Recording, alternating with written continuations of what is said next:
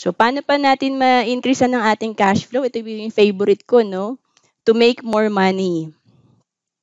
So, lahat po ng financial books, kung nagbabasa po kayo, no?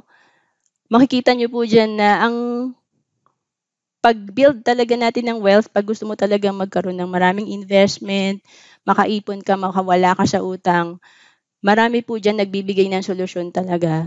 Mag-business ka, no?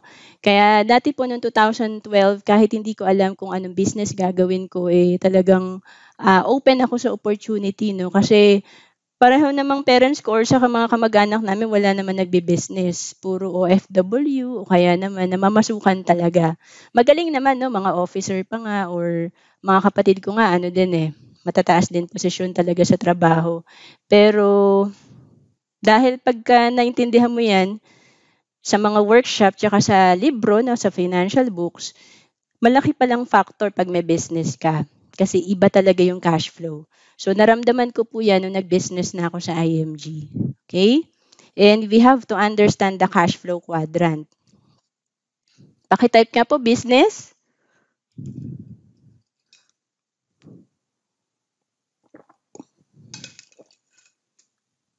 Ayan. So, itong cash flow quadrant, sobrang favorite ko to, no? Nagkaroon ako nito ng audio talk ni Robert Kiyosaki, no? Nung time na talagang struggle pa ako sa business or hindi ko pa alam yung gagawin ko. Nakikinig ako niya, nasa MRT ako, naalala ko pa that time. Sobrang inspired ako kasi pinakinggan ko si Robert Kiyosaki. So, I suggest, check nyo po yan, may libro yan. And may audio talk din kung gusto nyo makalibre, 'di ba? So, tignan natin, no, yung 4 quadrants. Una is kapag empleyado ka pala, yan, no? So, sabi dito, you have a job.